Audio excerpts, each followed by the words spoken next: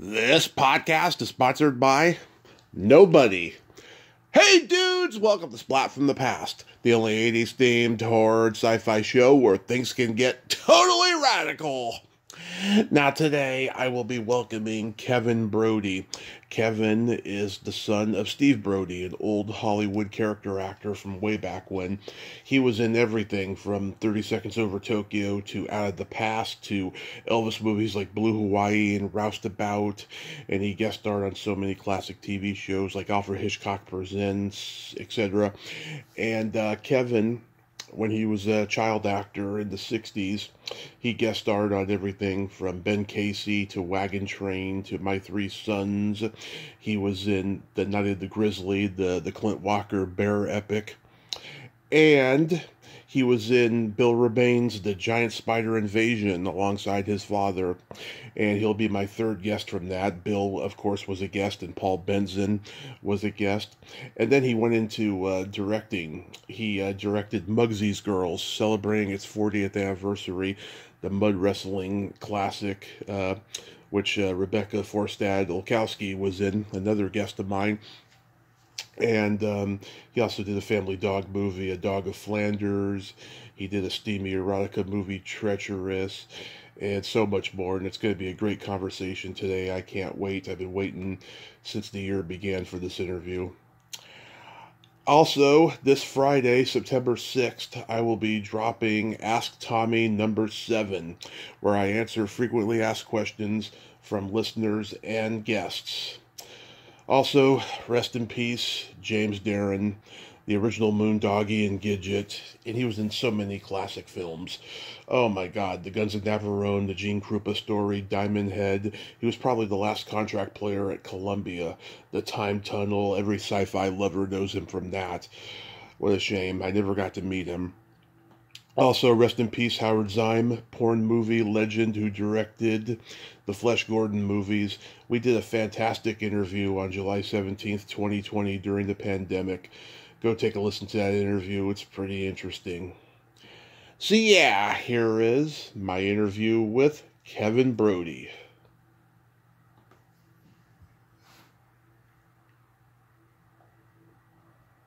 Hey Kevin, welcome to the show. How are you today? Fine. How you doing, Tommy? I am fabulous. I can't tell you what a great honor this is. Thank you so much for taking the time today. Well, I appreciate you asking me. It's been a long time since we did this film, and I'd love to share it with as many people as you have in your audience to talk about it. It's become a little bit of a cult classic, I hear. Yes, but first we're going to go way back in time. So I can imagine growing up the son of Steve Brodie, it's only natural you were going to be in the business as well. Did he encourage you to go into acting? No, it was the opposite. He did not want me to be an actor. Uh-huh.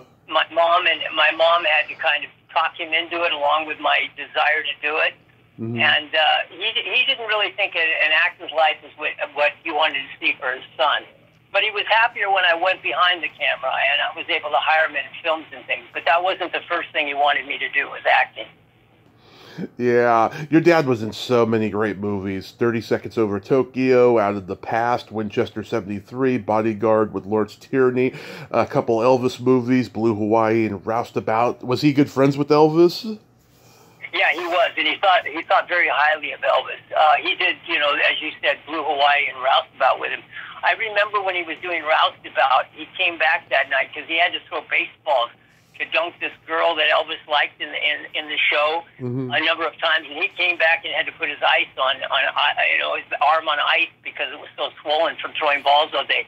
But he just thought the world of Elvis. That was one of the ones he looked up to. As far as a good human being, he was very down to earth with people. Yeah, he would go out of his way to try to be a great guy to people too. Yeah, that's so awesome. Did you go to school with a lot of famous people's kids? No, I went to school, actually, I went to regular public schools. I went to St. Charles initially, which was a Catholic school, and I went into Notre Dame, but Notre Dame we didn't get along real well. The first half of the semester, I had to go to a private school, and I did go to school at that private school. There was probably 3 or 4 of us in the class with Jay North, who played Dennis the Menace, who I used to play baseball against. So I kind of grew up with him and Kurt Russell and those guys. Kurt and I went up for a lot of the same kind of parts. Kurt was a contract player over at Disney, and that always gave him a leg up on it. But I didn't really go. I went to my dad and mom wanted me to be just an average person, and I'm glad they did, because I wanted to relate to the people and public, and I didn't want to be one of these entertainer kids that had their noses up in the air a bit. My dad wasn't that kind of person, and I'm glad that he wanted me to play professional baseball is what he really wanted me to do, as you speak about it, because I played a lot of Little League, and he saw that was my future. But, he was happy when I went behind the camera, and, of course, I hired him in Mugsy's Girls. Yeah. we did do a couple of shows together, too. We did, I did Beyond Mugsy's Girls. I did the Death Valley Days episode with him. Yeah. Called The Lucky Cow, and I did do a Lassie with him, too. I did about 7 Lassies. I worked in that show a lot. It seemed that every time I did a Lassie, I got hurt somehow. The one with my dad, I had to rope a calf out of quicksand, and my dad had asked the wranglers that handle the horses to go run them that day, and they didn't do it. So when this horse that I was riding, and I can ride horses pretty well, I rode up to the quicksand. The horse really freaked out, and I lost one of the reins, and it took off, and it went and jumped over the camera. And as we went over the camera, there was a limb of a tree that hung down, and I ducked. It hit the side of my head and knocked me right out of the saddle, and it broke part of the saddle horn off. Ooh. And my dad went to the car and grabbed a weapon and went after the stuntman on that one. He thought I'd been killed on that scene, Yeah. You weren't on Lassie at the same time as John Provost, right? No, I was after John. No, it was after him when it became with the forest ranger, Robert Bray, I believe it was. It was different episodes. I did a 7-part Lassie that we shot in St. Louis and in Florida. They were all after Johnny. He's a little older, and and I grew up liking Lassie. In fact, when I did the first Lassie, I got to be very good friends with Rudd Weatherwax, who owned Lassie and trained Lassie. And the next 3 or 4, I think it was 4 generations, but it might have only been 3. But because the litter, he would pick from the litter. Lassie was always a male dog. Held their coat better and that. So it was one of the litters that was all females, and one of the females had a beautiful, perfect blaze. The kind of the sign for Lassie is the blaze down there, the center of their nose. And he picked out a female. He said, I'm going to give it to you, but what I want you to do is breed back your female to my Lassies to create the new Lassies. And over the next 3 or 4 generations, all the Lassies came from us. When I lived out in Malibu, I think we ended up with, in fact, I was with Joanna Derrick, who plays Magic in Mugsy's Girls. I think we had 17 collies. They would get up on the cliffs overlooking the ocean, and they'd go down and steal lobsters for me from the guys that were diving and putting them in their nets. Yeah. Your first movie at 8 or 9 was Battle at Bloody Beach with Audie Murphy?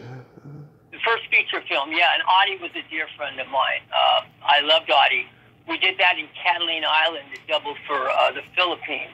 In fact, this year, I've been invited for the last 3 or 4 years to go back. They have a thing called Audie Day in Texas, which is a tribute to Audie Murphy that they have just outside of Dallas. And I went back this year and spoke, and it was a wonderful, wonderful thing for Audie, because I did, as you said, Battle of Bloody Beach, and then another one, a Western with him called Showdown. And I was actually, Audie wanted me to do a 3rd film with him, but I think I was doing another film, and it was called A Time to Die. And it was during that, right after he shot the original principal photography, I heard he was going to go back and shoot some more, that his plane went down. And I'll never forget that day. I was at the Colorado River, and I was water skiing and stuff that day, and I heard it on the radio that Audie had been killed. So it was really tragic. He lived, his son, Terry, went to school with me, and I didn't know Terry real well. We'd say hi to each other, but Audie was a very dear friend. He would come over to our house, which was several blocks away from their house in Toluca Lake area, and he would take my mom and I to the racetrack to see his horses.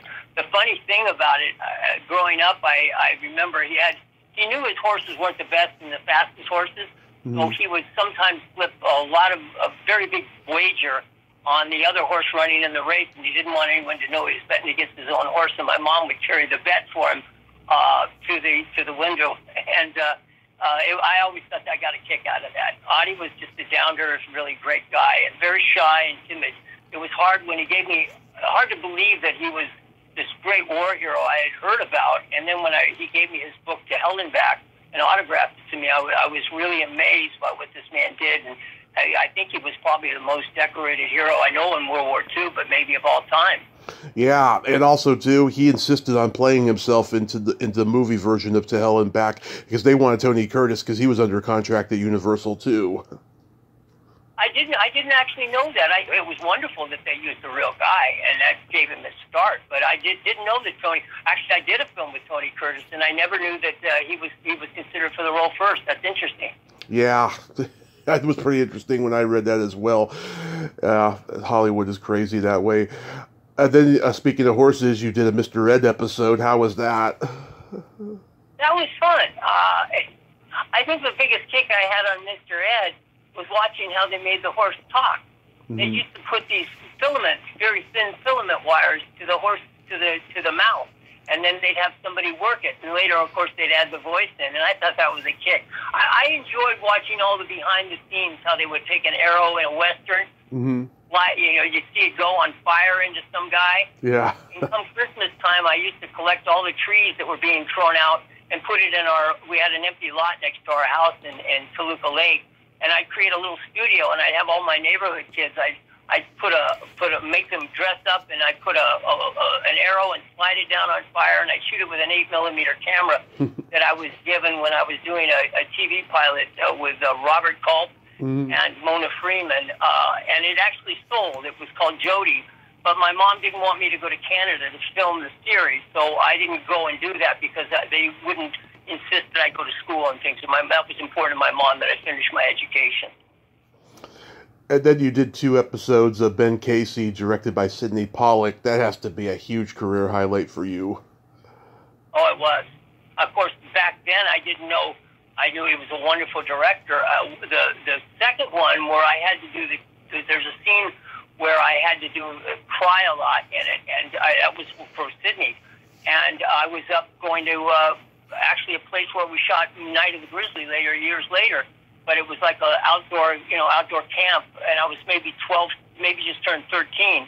And my mom and dad drove up to Big Bear to take me because they had asked me to do this other part. It was where a boy is I think he dies in it, where I throw a baseball, or maybe he's injured badly and they bring him back. But I threw a baseball, and I felt that I was the one that had done this to this young boy.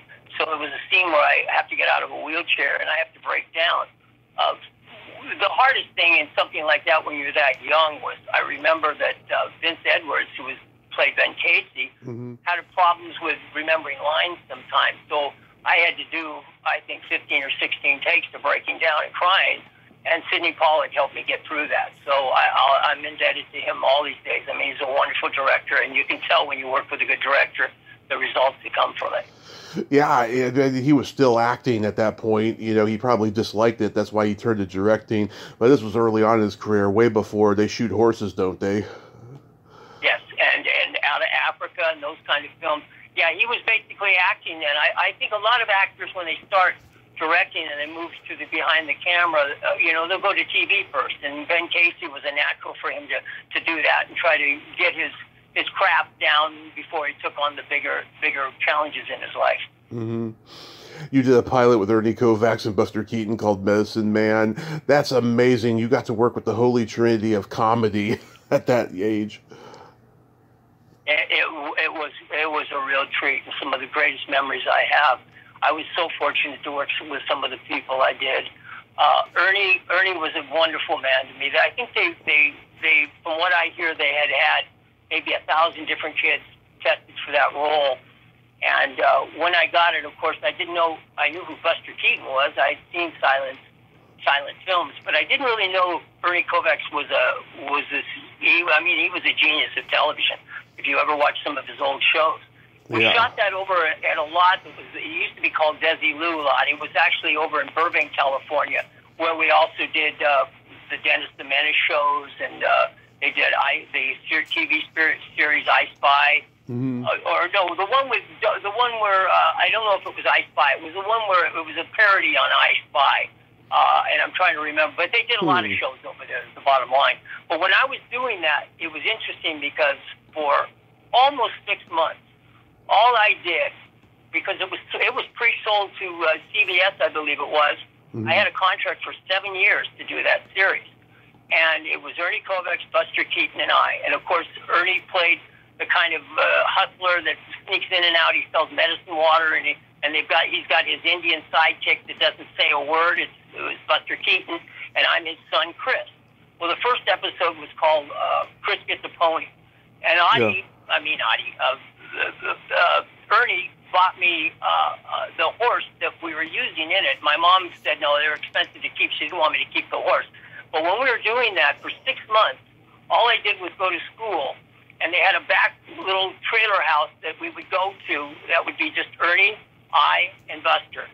And I would do all these vaudeville scenes that Ernie was teaching me. And when we get done with it, Buster Keaton only had one line. It was "So sue me." So we do this whole thing each day. We would go through this first script. And then Ernie would walk down to the back of the trailer where Buster was sleeping on a couch. And he would kick Buster, and Buster would sit up and say, "So sue me." And I thought it was just hysterical. I mean, how these guys work. But they were geniuses, and to work with them. And the day, I remember doing the last scene with Ernie Kovac. It was a scene where we're sneaking out of a hotel room. And I do a kind of a vaudeville burlesque thing where I'm mimicking him shaving in a mirror. And it was starting to drizzle outside. And he said, "I'll see you on Monday. I'm going to," and I started talking to him. He gave me a hug, and he said, and he had the Rolls Royce. I guess they had a small car. I'm not sure what it was. But then he was driving the Rolls Royce, and they were going up. I think it was over to Milton Berle's house, where they play poker every Friday night. So he gave me a hug, and I remember doing that scene with him. And I went to him to ride horses with a friend of my family's, who was a still photographer, and he actually did some of the stills on that series for us, at least the pilot. And we went out there, and when I got back on Sunday night, my mother was at the kitchen table crying. And there was a newspaper, the headlights, and it had a picture of Ernie laying outside of this lighter car. I guess what had happened is he went to the poker game, and he gave Edie Adams his heavier Rolls Royce. Yep. And he drove the lighter car home, and I believe it was on San Vicente where he lost control of it in the slick rain, and he hit a pole. And I'll never forget that shot of him laying outside of the car, his arms out with the cigar on the ground, and they said Ernie's last cigar. And my mother was hysterical, and that Monday that I was supposed to go and finish the last scenes of this pilot, we went to bury Ernie that day. Yeah, I know Edie's son, Josh. He has a podcast called Rarefied Air, where he talks to the children of Hollywood icons. It's really cool. That's great. That's great. Yeah. She didn't want it to even be aired. I don't know why, but maybe it was just the memory. It was the last thing he did. Mm-hmm. But it was just such a rare thing to be able to work with those two men. And as you said, and you appreciated, a lot of people don't know who Ernie Kovac is, but yeah, they were the geniuses of their different generations of comedy, from silent to TV. Oh, yes. And Buster, I mean, he notoriously had a drinking problem. Did you see that at all? No, never did. Okay, never did. But, I mean, Buster didn't have to do too much in the film, actually. He just come out. But I never saw that at all on the set. They were always, all of them were pros. Now, I don't know what he did when he left there, but I never saw any of that ever on set. Nice. You did several episodes of My Three Sons. I've talked to Stanley Livingston and Tina Cole. Great people. Was that show fun to do? Yes, it was. And I know Stanley well, and I know his brother, Barry. Stan and them, I was kind of, I think it was 7 episodes I did. Mm-hmm. And I played different parts. We just got to be where I was kind of his sidekick, I guess, and would come in. But good people. And we would shoot that. I think that was over at the Radford Studios. It was the one that's now over in Studio City. Uh-huh. We shot over there, and where they used to do Gilligan's Island, too. Right. But it was just great growing up in that kind of world for me. I mean, it was hard to ever get the motion picture business out of my blood once I did all this and worked with these kind of people. Yeah, Fred McMurray. I mean, he was a Hollywood legend by that point. Yes, he was. Yes, he was. Most of my scenes were with Stanley though, and Barry, and a couple of them with him, and I'm trying to remember.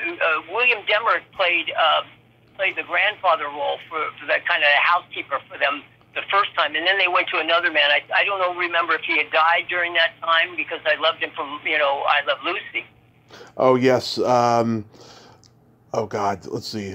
I'm trying to remember his name. Yeah, there was Uncle Charlie, and there was Bub on My Three Sons. Right. Yeah. And it was William Demarest when they were shooting over at the old Desilu Studios. That's where I did the Frawley. Yeah, Frawley was Bub. Yeah, William Frawley. That's right. Frawley. That's right. Maybe William Demarest became the second one. I'm trying to remember the two of them now. It's been a long time. Yeah, he was the second one. And one of the directors on the show was Fred de Cordova, who later was the producer of The Tonight Show with Johnny Carson. Do you remember anything about Fred? Well, I do remember years later seeing that. I think he did the Johnny Carson show, produced it for, I don't know how many years. It has to be most of the time it was on. That was a good gig for him. Yeah, I mean, you think, it's just amazing how close that whole group is when you start to look back at it. It was a great golden age. My dad had worked through a golden age of working with people like Robert Mitchum and the kind of people he did. I mean, there's another film that he did that I hadn't seen for a long. I had never seen it, called Crossroads or something. And it was a film that he did with Robert Ryan, Robert Mitchum. Wow. And it was Crossfire. Crossfire, yeah. My dad was really good in that. I had never seen that. I'm still trying to catch up with some of the things. Last night it was funny. I was looking on these eBays, and there was a bunch of stuff that my dad, even the movies that he did, they were the old Tim Holt films, the westerns that they would do. And my dad worked with some amazing people. I wish I had, back then we didn't have, of course, internet and that, but a lot of the things that I found out that he's done, I would have loved to talk to him about that we didn't. My dad was more, he loved hearing about how, to my dad, seeing me put together and raise the financing for a feature film and direct it, now that was a real reward to him, because I think in part of him, he would have always loved to have done that himself. So, and it was great to be able to work with him that way. But there's so much I would have liked to talk to him about now that I've grown up and know a little bit more of his career. And I've discovered that over the years. And even last night, we did this crazy film that I got my first AD card at the Directors Guild called Night of the Giant Spider Invasion, that we shot for about $280,000 in Wisconsin. And it's become a kind of a cult thing too, and it was funny. I love that movie. I did that. Yeah, I did that just to get my AD card, and my dad did it for that reason too. But working with Barbara Hale, who my dad knew from Perry Mason, and he did a lot of the Perry Masons. It was just really rewarding things. And Alan Hale, Jr., who was a great guy, Skipper. Yeah, the Skipper, and of course Bill Rebane I've interviewed, and Paul Benson, who has the most epic death in that movie when he crashes through that barn and gets set on fire after that giant spider, tries to kill him while he's in his car. I remember, did Bill tell you how we had to make the spider? I slept in a probably did. Barn. It was just down and dirty making that film, and it was, and in fact, Bill called me. I owe him a call back. He called me, and I was looking last night online, and somebody's selling something for, my dad's signatures from doing that thing, the spider invasion in Wisconsin. We were just outside of Madison, Wisconsin, and we shot some of it in Madison. Yeah. But it's interesting that you've interviewed those guys too. I have to say that to Bill when I give him a call later. Yeah, God, that movie. I love, what I love about Bill's movies in general. He used a lot of the same people over and over again. It's like, filmmaking back then was such a community. Now it's all splintered out, which is sad. Yeah, it is. That's what I was starting to say. My dad had a golden era, and then I got like the tail end, but we were still a community. Today, it's just a whole different business with streaming and everything else. It's changed so much. I had moved down to Costa Rica for a long time, and when I came back, down there I was on the ocean, and I didn't have my daughter with me, So that I was missing, but I was living on the ocean, and it was what everybody would dream of having that down there. But I still couldn't get the movie out of my business. Out of my mind. After about 6 months, I was bored, and here you think that's the whole thing. And then I came back, and I mean, down there was no internet. I come back, and everybody's living on phones now, and it changed so much. I mean, I felt for a long time, and I probably still a little bit, like a Rip Van Winkle, because to leave somewhere when there's no internet at that time, I left in 203, it was just a little bit of an internet, and then coming back, everybody was living on their phones. My daughter had to tell me, Dad, you got to learn how to text. I said, what's texting? I mean, I didn't even know what it was. I know my dad was the exact same way around 2006. He was like, what's texting? Now my dad can't stop texting. Yeah, I write essays on a text, you know. I have to learn to cut back now. Instead of doing emails, I'll just do it on a text. That's it. Yeah, it's a whole different world now. So what sparked you getting into the production side of movie making? Well, the thing when you're doing these shows and you go in to read, like I was up for some wonderful parts. Jeff Bridges is older than me. I mean, he was right for the role. I was up against him, though, for a movie called Fat City that he did with John Huston. Great movie. I was up for, it was a great movie, and Jeff was wonderful in it. I did another film. I was up against him, Thunderbolt Lightfoot. And I was always too young. And then there was a film I remember when I did a reading for it, I had to be a psycho. I go from a regular, normal person to a psycho. And it was for Badlands that Martin Sheen did. Another one, yeah. I did a great reading, and I didn't know why I didn't get that. And, of course, when I see it later, just like you did Apocalypse Now, he was older, and I was just so many years between those two guys that I didn't have a shot because they needed a little bit older guy. But I remember reading for all of those roles, and I was up for them, and it would have been wonderful to work with those guys. And I think those things, what I learned through it, was not just because of the age thing, because a lot of times it isn't just your performance ability, it's are you right for the role, but or are you the right age for the role, the right look, and it's so flip the dice or flip the coin or whatever you want to call it. But what I found when I was growing up was I decided that instead of interpreting someone else's work, I wanted to start trying to do the work myself, and I would like to act again myself now. But I would do films that I knew I was right for, and I would just hire myself. I didn't like the whole process of going in, and it became, as I got a little older, it really started becoming this little clique of people that were making the decisions, and it was a way for me to broaden out and not be dependent on someone else saying, he's right for the role. If I was right, I would hire myself because I was right. And I didn't like that I didn't like it wasn't the rejection, because that always can make you better too, if you know why you weren't right for it. But I just wanted to be able to create my own destiny a little more. And that was why I did the Spider Invasion and got my first AD card. And then, of course, I moved up to director, and I became a unit production manager, a line producer. I learned everything about making movies. And then I became a director with, Mugsy's Girls, which at that time, girls just want to have fun, and those kind of films were really in vogue in Animal House. I had actually done this. I was doing a documentary for the Canadian Broadcasting Company, and we filmed at a place called Destiny 2, which is down on Overland. And when I was in Hawaii, I got a call from the owner of it. His name was Steve Banerjee. And Steve said, hey, this Paul Snyder, is doing I'm doing a film called Ladies Night, and he's shooting disco balls, and I met you, and you know what you're doing. Would you come back, and would you help me finish this film, because I got all my money tied up? So I came back, and it eventually became Chippendales, and that whole thing about I was with Steve the day he got the call that they were going to bust the club for this lewd content, and I said, Steve, and he was scared to death. And I said, Steve, this is the best thing that's ever happened to you. And I got the news people there, and they were in the back of the place, and the LAPD was going to bust it that night on a Friday night. And so what we did was get a police officer that did a routine for us. We put him with a helmet like a traffic cop, and right as the police, there was about 30 or 40 of them coming up from Overland Boulevard up towards the club, and now it was Chippendales.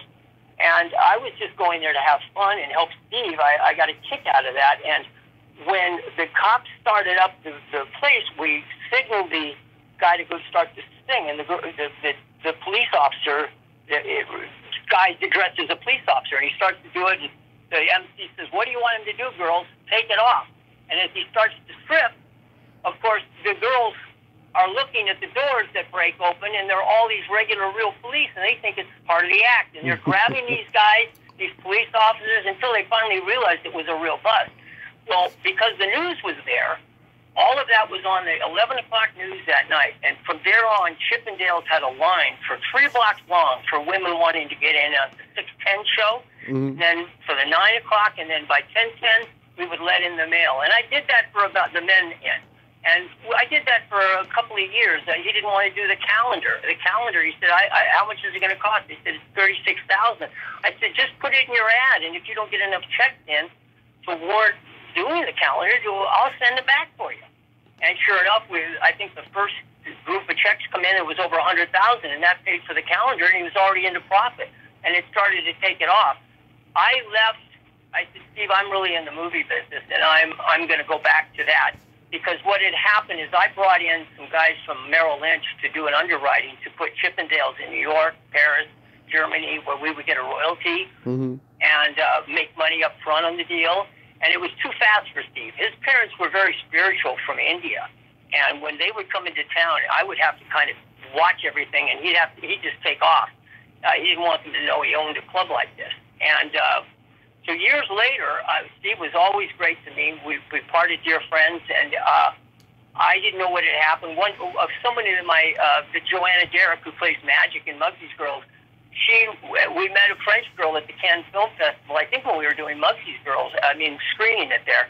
Mm-hmm. And she came over to visit and stay with us over in Malibu, and she wanted to go to Chippendales, and they didn't let men in. And this was about 1986 or so. Mm-hmm. And I remember putting the call into Steve, and he said, "No, I'll have a table ready for you." So I went with Joanna and with this friend of ours, and he had a bottle of Dom Perignon on the table. He was kind to me, very good. He never forgot, because I tried to help him. Mm-hmm. And it was a blast. It was a craziness in my life, that period. Get it out of you. And what happened is, then back in, I think it was 1994, I was doing a show. I was directing second unit, and I was line producing a show called The End. I think it later became a different title to it, but it was with Tony Curtis, in fact. Mm-hmm. It had Eric Roberts in it. It had Tia Carrera in it. It had Joey Consolano in it. It had Chris Rock in it. And we shot it for $2 million at the Ambassador Hotel. And as I was coming home, the sun was rising, and I heard on the radio that Steve Banerjee had hung himself in a jail cell. That he was going to be indicted, and he was afraid he'd lose all his assets because I guess he had married and he had a child now, and he had hung himself in a jail cell, and it hit me very heavily. Like, wow, look at, he thought he was on top of the world, and you never know. So you live a good, and you be a good person while you can, while you're here. Yeah, absolutely. Real wake up call. It came around on that one. Wow. So like, you did a couple of things regarding female mud wrestling. You did that championship video that had Adam West and Rory Calhoun in it before Mugsy's Girls.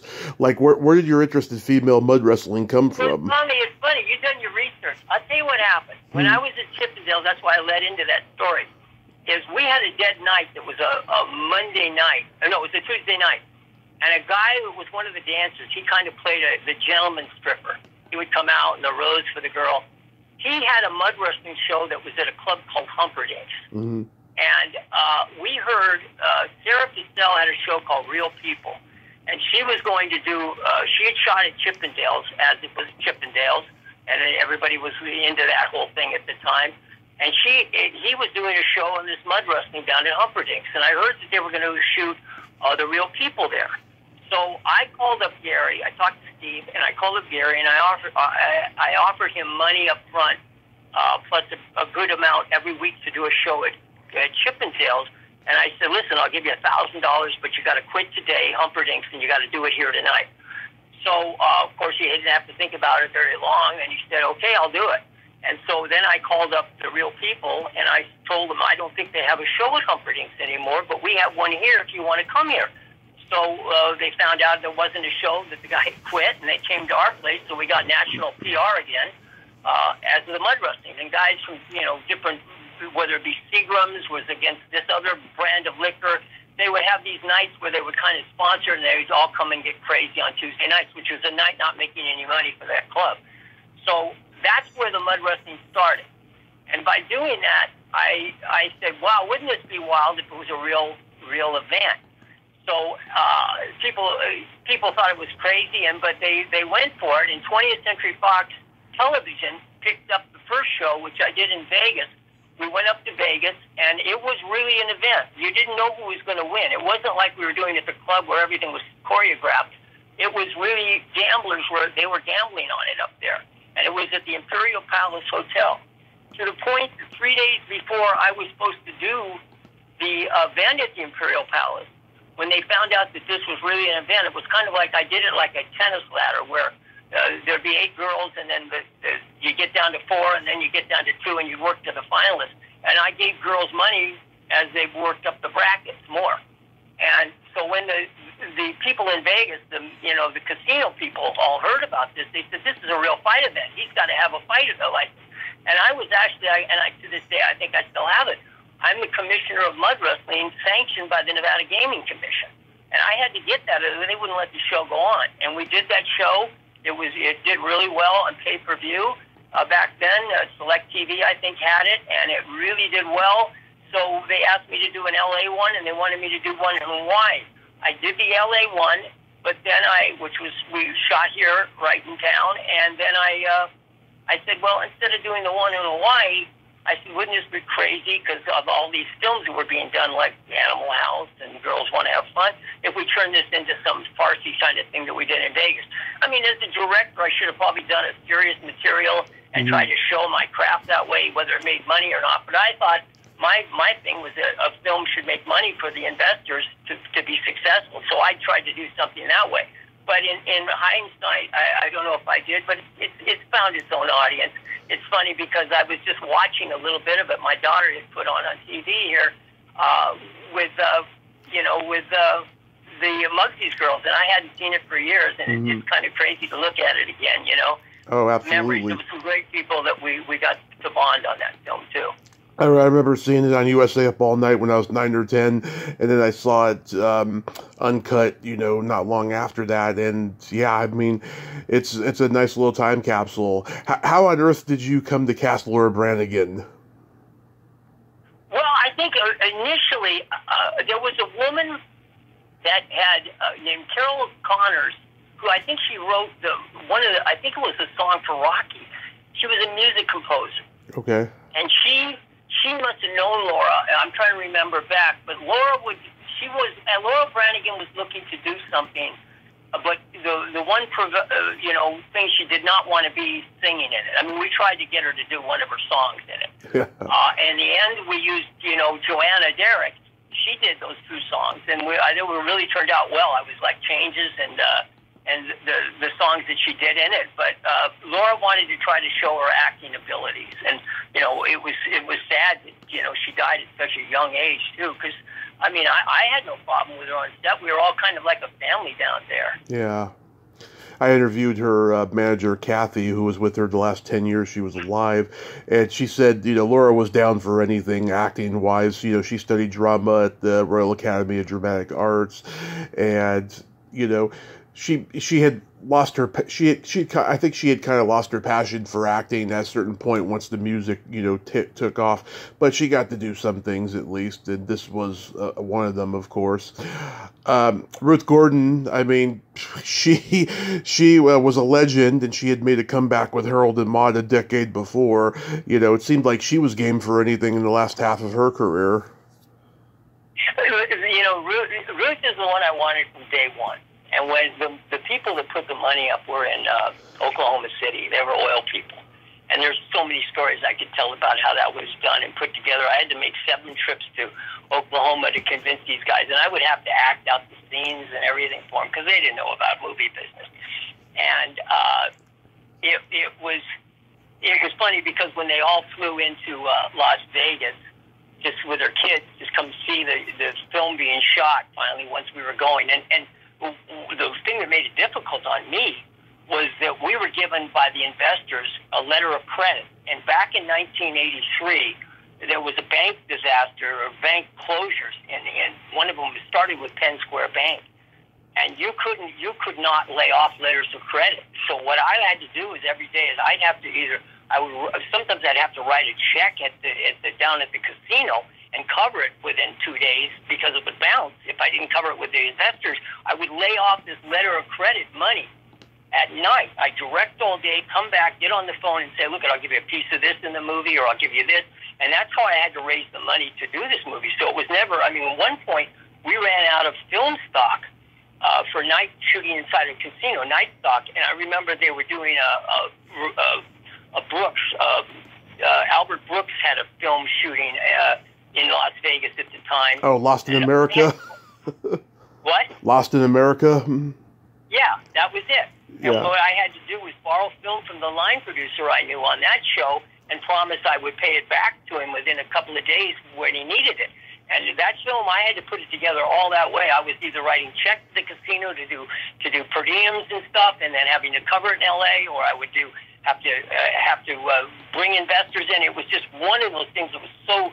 It wasn't that I got to focus just totally on directing, and I swore one day, even as a producer, you're always sometimes the challenges when you're directing and producing, to me, and you've raised the money, is that you have to you're wearing both hats, and one part of you is saying, oh, I can save money by doing it this way, while the other part of you, the director side, is saying, hey, I need that shot, and I don't care if it costs that, I'm going to figure out how to save somewhere else. So you're constantly at this battle with yourself, and then this one really tried me because literally I was cashing letters of credit across different people around the United States while we were making it, and that's how the investor groups came together. Wow. How did you find Christy Summers? I think Christy was wrestling already over at, she was in the ones that I did that was the competitions, the one I was talking about, 20th Century Fox TV picked up, and Christy was in those, so she kind of already did this. And that's how she got into it, and I knew she was doing some of these youth comedies and stuff. Yeah. The funniest one was Candace Pandolfo. Candace came with another girl that was up for the part, and I saw Candace, and I said, because I was looking for a tomboy, and she'd never acted and didn't want to be an actress. She really wasn't thinking of being an actress. And I hired her for the role, not her friend. I don't know how that friendship ever ended up. Yeah. Rebecca Forstad's been on the podcast twice. I love her. She was great as Karen. How did you find her? She was wonderful. She was wonderful. Actually, I had no problem with any of the ladies. They were wonderful in all regards, and they were real troopers in every way. One of them I ended up marrying and having a baby with, so I think, Joanna Derrick, who played Magic. And that was really Joanna's rabbit. That rabbit really did smoke pot. I used to throw pot in my backyard. That rabbit would go and eat the bottom buds. And it would get so high, it would go down to the neighbor's house and jump up on his couch and watch TV with him, stoned. And that whole thing about the rabbit seeing the fireworks in the eye, I think that rabbit was really seeing those things. So it wasn't too hard to go there with that rabbit. It was real. And it literally, when we were up in Vegas, we all had these kind of little, on the top floor of the Maximum Hotel we filmed that at, and the rabbit had its own hotel suite. The maid would come in and pick up its rabbit turds, and that was the joke of my dad did in it too. I can't believe what I did to my poor dad too. Yeah, what was it like directing your dad? Oh, he was a breeze. I'm humbled because of the people he worked with, and to think I had him doing some of that crazy stuff. But he liked to play comedy. He did a thing called, I think it was called Walter for Bonanza. There was a two-part show they did on Bonanza, and it was comedy. And my dad loved comedy, but because of the look and what I was saying, he had that intense eye. He would always get the bad guy parts. The one movie that I really was his breakout would have been his breakout film that Albert Tony Mann did was called Desperate, and he was wonderful in that. And then he that late 40s, my dad did some amazing movies. He came out and Mitchum. He came out to Hollywood, and Mitchum and him had room together. They were buddies when they were on contract at RKO. Wow. I mean, they had a really close friendship. In fact, my dad told me the night that Bob got busted, my dad had just left the place in Laurel Canyon that happened at. It just left. I stopped by to see him, and he left, and the next thing he knew, he had gotten busted for it. And my dad had told me a lot of stories that it would take a lot of podcasts to tell you, but about he and Mitch, mm-hmm. And it was they just go on, and that goes back to that golden era of Hollywood where they were both under contract, and Mitchum wanted a dressing room this actress had on the lot. She was a big star. And Howard Hughes was running RKO at the time. He wouldn't give Mitchum this dressing room. So Mitchum was mad about that, and he was under contract, so he couldn't walk. And he had them. There was a place there where the studio was, RKO. It became Desi Lou. It had the secretary buildings all looked down on this little courtyard with lawn. And Mitchum had his wardrobe, the makeup, all come and meet him there. And he sat naked in a chair with all the secretaries looking down to get his makeup until Howard Hughes said, okay, I'll give you that room. He was not going to, he wanted that dressing room and he was going to get it. And they were guys, some of the stories that you hear about the old days. Mm-hmm. And then my dad, he did something to my dad. He shot my dad with a pellet gun while he was doing a scene in the Musketeer movie that my dad did. And my dad wanted to, and he knew it was Mitch because he saw him laughing outside the stage door that was open when they were rehearsing or something. And then my dad wanted to get even to him, so he snuck in to the stage they were shooting on, and he told the wardrobe girl, they knew that they roomed together, and he told the wardrobe girl he had left something in Mitch's dressing room, and she opened it up for him. Well, my dad went and put itching powder in Mitchum's boots and in his pants, and it was a Western he was doing. So sure enough, that itching powder starts to work when you get under hot lights and sweat. So here he is, trying to move his legs. The itch is growing. Well, he's got his feet are all itching, and they had to stop shooting. And Howard Hughes wanted to know who had done that, and Mitch never told, but he knew it was my dad. So they would do crazy things like that back in those days. It was a real camaraderie, that they had. Oh, that's so awesome. You had Eddie Deason in the movie. What was he like? Eddie was wonderful. Eddie, I didn't see anybody else in that part. I had seen him in 1941, I think, or I think about after 1941. In fact, not long ago, maybe about 8-9 months ago, I talked to Eddie because he was in Texas for something of signing autographs and stuff, and somebody I know there had gone and seen him, and he was wonderful to direct. Everybody on the show were really easy to do. I mean, they were just pleasures to work with. I just wish, I didn't have to go and hustle money at night because I would have enjoyed it more. But my dad loved, like James Marcel, who was James Wilder. I know him as it's Wilder. He became, I think, it was Marcel. I had seen him juggling chainsaws on one of the late night shows, like Carson or something. Oh, I saw him. The Unknown Comic had a stand-up special on video when I was a kid, and James Marcel was on it. Did he juggle the chainsaws? He did. Yeah.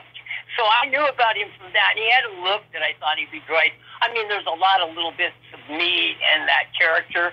So he just was the guy that I saw he was right for it. And he needed a guy that was like a Jerry Lewis. And to me, Eddie Deason was like a young Jerry Lewis. I mean, his physical humor, his face, his ways he did. And, I only started to watch a little of it this morning again. It's been so long. But I laugh at the craziest things I did, trying to do this. Listen, today I'd go do more backstory on that. But it was it was meant to be what it was. Just a crazy comedy. And I'm glad that some people have started to find it now and enjoyed it. It was like the Facts of Life meets Glow. Yeah, exactly. Yeah, the Glow. You see, it came back in. Oh yeah. I talked to Matt Simber last year. Yeah, you did. Yeah. Do you know him? No, but I know of him. Yeah, yeah, because he had Glow on back in the '80s and stuff, and yeah, it came back on Netflix a few years ago, with the newer one. Yeah, that little sex scene between Eddie and Rebecca with the model rocket is hilarious. Yeah, it is too. I gotta watch the rest of it when we're done because I want to go see it all again. I haven't for so long. We did it for very little money too. It was just a lot of people working hard and enjoying it, and it was a family that was built. And that's what I enjoy about movies. When I did Dog of Flanders for Warner Brothers, I mean, that was a family there. Unfortunately, we had a producer that I'm not going to name right now that was a real, The jerk. And he was a drinker and created a lot of problems. But more than that, John Voight was a pleasure to work with. Jack Warden. And he was, Jack Warden, what a wonderful person he was. Originally for that film, I actually, I'm trying to remember, Jack was he was a doll. I mean, and John would go with the kids, all the kids. He would take them to an amusement park so we could bond with them. Mm-hmm. They would ride these cars around and stuff. Mm-hmm. I mean, it was a fun thing to do. Yeah, was it hard getting that movie made because of Mugsy's Girls? Because when you start early on and you do kind of raunchy things, you can kind of get put in the box. Yeah, you're right about that. And in retrospect, I wouldn't have done it the way it turned out. But was it hard? Let me tell you, people would kid me, and they probably that still remember they do kid me. There was a company here that this producer that I mentioned was on, and it was part of, and I was told that they had all the financing. They had a deal at Paramount. They were on the Paramount lot. And I went up to Montreal to start building the sets in Montreal for Dog of Flanders. And we had to build some of our own roads because it was very remote, and we built a Belgian village. Mm-hmm. It was beautiful. And the people at this company, I'm not going to name who they all were and the name of the company right now, mm-hmm. but they did not come through with the money. And so I came back down to LA and I got into it with them, and I had to sue them to get my script back so I could go finish it. During the time I'm down here, because they hadn't paid for any of the insurance for the village I had built. So I was about $700,000 in the hole in this thing back then. Mm-hmm. And while I'm down in L.A., the village burns down. Some kids go and they're smoking or whatever they're doing, and they burn down the whole village, and it's not insured. Wow. Now I'm in the hole $700,000, and I got to figure this out. Well, I go back to Montreal to tell everybody we're coming back, but we're going to have to shut down for a bit. And while I'm up there, I sat in a room for about a month, in Montreal, and figured out what was wrong with this movie business that it was so hard to get movies made. This Dog of Flanders, it was a heartfelt, film that I when I was younger, I had seen that one day I would direct something with a boy walking with a dog down a church aisle. So I grabbed onto this thing, and there's more stories to it because it almost got done with me producing it earlier, and then I decided to do my own version. But what had happened was, sitting up in Montreal, I realized that the problem is when you finance a movie, most people back in the late 90s, they were selling foreign rights. Mm-hmm. It wasn't really a way to get much out of domestic rights if you weren't doing a studio movie, because if you got print and advertisement money, the marketing money that puts it in the theater, pays for the prints because it was filmed still back then, always that money gets paid back first before equity money. So somebody that, if there's $20 million in spending for a movie to go out in the theaters, then that's what it costs to do ads. You might have $8 or $9 million in ads. You'd have the prints. You'd have all these different things that would add up. The people that put that money wouldn't get it back until after that P&A was paid back, plus mm-hmm. a premium on it, maybe 15-20%. So I thought about it, and there were some guys from an insurance company that were playing with the idea, and I talked to them. And we came up with a way that we were going to do it, where an insurance company would underwrite 4 movies mm-hmm. That would be done, and they did actuary studies where, of those 4, one would make money, one would break even, one would lose a little, one might, and they would all over a course of 4 films, just like car insurance. somebody's going to get in an accident, someone's not. That they would break out and they would break even, and they would make about 10 to 11%, which is what a normal insurance company is supposed to make on its deals. So under that premise, there were so many curveballs that I had to go and do, but I was able to raise, with these gentlemen from the insurance company, we raised $100 million. And some of that money was for Dog of Flanders, which went out through Warner Brothers. Mm-hmm. Another, I gave the money also to a film called Baby Genius, which was the John Voight movie that he did. Oh, yeah, by Bob Clark, I think, directed it. Yeah, Bob Clark, one of his last, Bob Clark, who had done the Christmas Story and... Porky's. Yeah, and so I gave them the P&A money. I think it was $25 million for that movie to go out through Sony. So then I had to I had to raise another $2 million, $1 million to guarantee for each 2 slots. I had 2 more movies I had to do under that. During the course of all this, other people found out, some through me, unfortunately, about how I had done this deal to get Dog of Flanders. Because when I did that, suddenly Warner Brothers gave me some money because they had now the P&A money to put the film out through their system.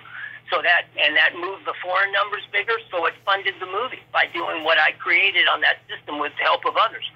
And I was going to do 2 other films, and what happened was that at that point, other people had started to do this. And unfortunately, there's a lot of greedy people in the movie business. I was doing it because I like to make movies. Right. There was a lot of people doing it just to put money in their pocket, and they were figuring out ways how to use the insurance companies to the detriment of keeping the system going. And it wasn't the same insurance company. They went to companies like AIG and those. And one of them was someone I had started in the business. He did a number of films through Morgan Creek over at Warner's, following my whole deal. And by the time I went to do the other 2 films, the insurance company decided they weren't going to do, not because of the movie business stuff, but they decided they weren't going to do anymore, and they weren't going to be, because it was a lot of cooperation to get it funded. 10 days before I was going to get the money funded on that $100 million, it was going to one bank, and that bank shut its doors in L.A. 10 days before I was to start. Now I had to go find another company, and I had to get a different bank in.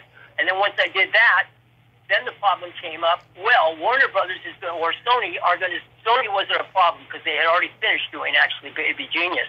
But for Dog of Flanders, they were going to be spending about $5 million in trailers and things to say this movie's coming prior to what we would call delivery of a movie. It's finished and then everything's done.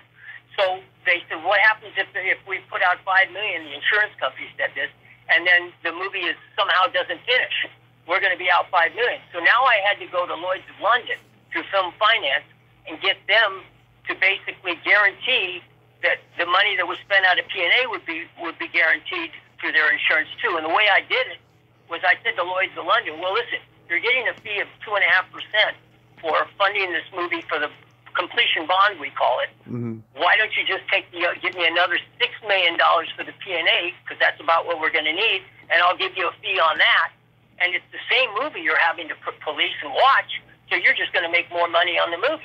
And I was able to sell that concept through, and that's how we got it done. But unfortunately, I got involved after I did the first 2 movies. I got involved with Michael Douglas and his brother Joel. My sister was married to Joel Douglas, Joanne, and who was an assistant of mine. I just remembered on Mugsy's Girls. But they got involved, and I had a deal at Paramount and at Sony for 8 pictures, and the same insurance company was going to do it, but then suddenly management changed the insurance, and they decided they weren't going to stay in the movie business, and then it becomes difficult if they're not working with you. So they can find all kinds of ways. But it was interesting. I had to go and redo the actuary studies to be able to fund this money. The insurance company, there was a company called Kagan and Associates out of New York where they would tell them the movie Quick and the Dead did so much on video. It did so much. It had so much of a marketing cost, and they would run all these numbers, and that's how they input it into their computers. Well, all those numbers were basically wrong. These guys in New York had just thrown out numbers. Quick and the Dead only supposedly did $1.8 million in video. It did a lot more than that. Casino, how much his P&A was. I had to redo 7 years of actuary studies before I can convince the insurance company to bank this $100 million. So when you say was it tough to get Dog of Flanders funded? Yeah, it was very tough. Wow. Yeah. And of course, the indie film world is so much different now with all the festivals and getting picked up for streaming and everything. It's like a long shot nowadays. Yeah, and you've got to be in with, like, listen, the good thing is, you know, Netflix, let's just take Netflix, has so many subscribers, they don't need names to push the deal. In the independent range, it's usually this name will get you this much or get the interest, and it was the name game. The thing, and it still is. The thing is that when you get into the streaming, a Netflix can go out and use new talent, and there's so much of it out there. There's some wonderful actors that are getting the chance. And you can go and use those kind of people if you have a relationship built at Netflix or, you know, Apple or Amazon, any of the major streamers. You can do that, and it's that's the positive thing. The thing is, it's become more of a clique because those people are you know, they've got their own agendas and what they're doing. It's hard to break through that new line because it's a whole other world of streaming. But that is a wonderful thing that they can take it out and hit so many 500 million people with one movie at once, and for that reason, they can take chances on new talent. So it's a very evolving type of system. You know, my dad said to me back in the 70s, I'll never forget this, he said, I was over in Japan, and I saw a TV that was like a mirror, and you turn it on, it would become a TV screen. And he said, one day you're going to have movies you're going to pay for, and it's going to be that. And I said, Dad, come on, I can watch them for free. Why am I getting paid for movies? Look at where it's gone today. He was totally right. And, you know, it's just a whole different business now. A lot of talent, new talent getting used, and that's the good thing, though it still is that kind of a clique. It's just the economics, and the economics of, if you still had a deal like my insurance deal, it would still work in the system today. It's just that, you know, the studios don't like to give up their slots anymore. They have like 17 slots, and they try to put their own movies. One of the things that happened to me, and it was a wonderful film, the one that was done right before me, the Giant, I'm trying to think if it was a film, God, I can't remember the title now of it. It came out from Warner Brothers right before me, an Iron Giant. And it was a wonderful film, but because they had $40 million in that, and they only had $3 million up on Dog of Flanders, they were giving them all their best lots. I mean, I did a film that wasn't supposed to go out in 1,250 theaters. It really should have rolled out. I wanted it to go out at Thanksgiving and it would roll from Thanksgiving into Christmas as a slow release that would get word of mouth. And thankfully, I mean, it still is a good rated. 6.2 is a good rating for that film, considering that all we had to do to get it made. And it's found its audience. I mean, there are a lot of people that want family values, and that's why Faith Films, I think, are also finding their audience, because a lot of times Hollywood, and most of the time Hollywood doesn't really know what the public wants. They've lost touch with Hollywood. Hollywood has lost touch with its middle America audience. Sad, it really is. So what do you got going on these days? Well, I'm actually producing a film my daughter Sharon wrote, and it's a wonderful Christmas called The Nature of Christmas. Mm-hmm. And she just finished the script literally on Friday, and it went out to the investors, and it's a wonderful script. So I'm going to do that. I'm supposed to direct another script that I co-wrote, which is called Return from Tomorrow.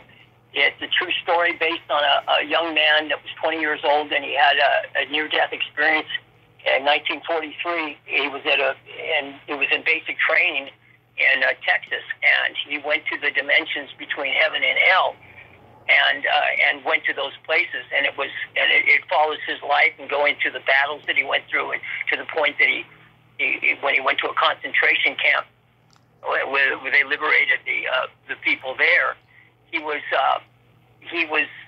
met a man that was called Wild Bill. He was a prisoner of war in a concentration camp. And all these people, as we've seen the pictures from the Holocaust, they were all emaciated. But this man looked really, really, really healthy. He looks like he just came there. So this character, George, who's the lead in it, the young man, and it follows him through battle and what he saw by going with his death experience and how it changed his life. And he meets this man, Wild Bill, and he said, "How long have you been here? You must have just arrived." And he said, "No, I've been here for a long time." And he said, why do you look like you do? And he said, it was because I learned to forgive people. And I had two choices. They had murdered my family, and I could either hate, and most of these people have hate, or I could forgive. So anyway, not to get too much more of it. Anyway, so but back to the thing. The main thing that I'm looking to doing is this Nature of Christmas that my daughter did. It's a beautiful script, and I think it has not only beautiful values. It was wonderful because I look at something like I did, Mugsy's Girls, and you look at character development things, which is what probably I wish I had done. But when I read what my daughter had done, and she did it all on her own. She's self-taught herself, and she wrote such a wonderful script that has such depth of characters that I dreamt of it that night. I said, I wish I really was a writer that was as good as her. So I'm proud to be able to say, here's a third generation of my family, and my dad would be so proud. I mean, it's a real honor to have a daughter that really, and she's really not caught up in anything to do with this Hollywood world. She doesn't really like Hollywood. She thinks that's good. It's message in that. But her values are there, and it's probably one of the best things that I could have done. And Joanna and I, when she was very young, by the way, I've got magic next to me here.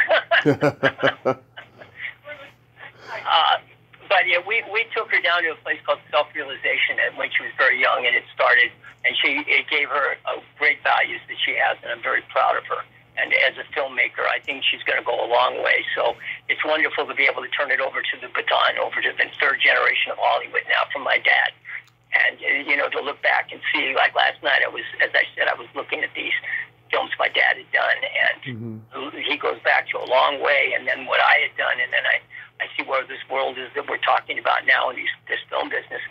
And to see her growing up and navigating it and become the writer she is. And I mean, she's doing it to be an actress. She's a wonderful actress.